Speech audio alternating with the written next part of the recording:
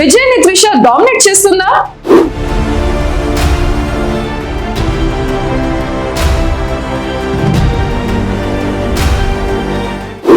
ఒకవైపు దళపతి ఇప్పుడు ముఖ్యమంత్రి, కోట్లాది మంది ఆరాధ్య దైవం సీఎం కుర్చీ ఎక్కాడు.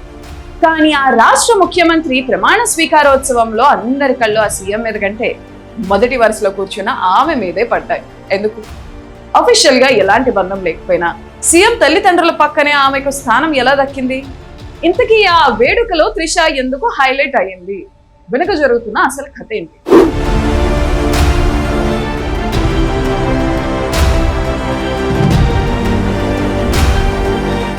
రాజకీయాల్లో వచ్చి రావడంతోనే బట్టన అంటే ఇదేనేమో.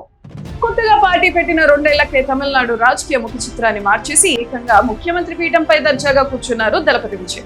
నిన్న చెన్నై నెహ్రూ స్టేడియంలో విజయ్ ప్రమాణ స్వీకారం అట్టహాసంగా జరిగింది. గవర్నర్ చేతుల మీదుగా ఆయన ముఖ్యమంత్రిగా బాధ్యతలు చేపట్టారు.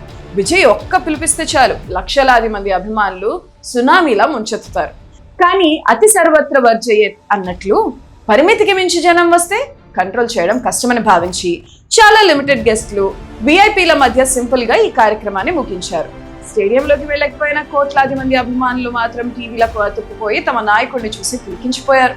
అయితే ఇక్కడే అసలు ట్విస్ట్. ఆ ప్రమాణ స్వీకార వేడుకలో స్పెషల్ అట్రాక్షన్ గా నిలిచింది మాత్రం మన కుందనపు బొమ్మ త్రిష. ఇక్కడ అడగకుండానే అగ్రతాంబూలం దక్కింది త్రిషకు.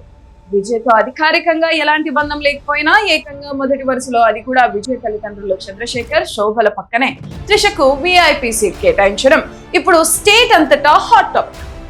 సాధారణంగా సినిమా వాళ్ళు ఇలాంటి పొలిటికల్ ఈవెంట్స్ కి వస్తే ఎక్కడో ఒక చోట కూర్చుంటారు.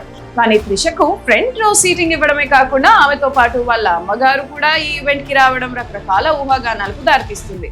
ఈ ప్రాధాన్యత వెనుక ఏదో పెద్ద కథే ఉందని నెటిజన్లు చెవులు కొరుక్కుంటున్నారు.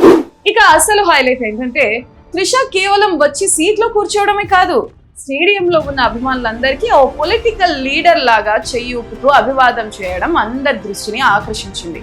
ఆ ఎలివేషన్, ఆ తీరు చూస్తుంటే భవిష్యత్తుపై అందరికీ ఒక కొత్త అంచనా వస్తుంది. మరి త్రిష కేవలం విజయ్కి ఆప్తురాలుగానే ఈ వేడుకకు వచ్చిందా, లేక భవిష్యత్తులో రాజకీయాల్లోకి ఎంట్రీ ఇవ్వబోతుందా, లేక వాళ్ళ బంధం ఇంకో మెట్టు ఎక్కబోతుందా?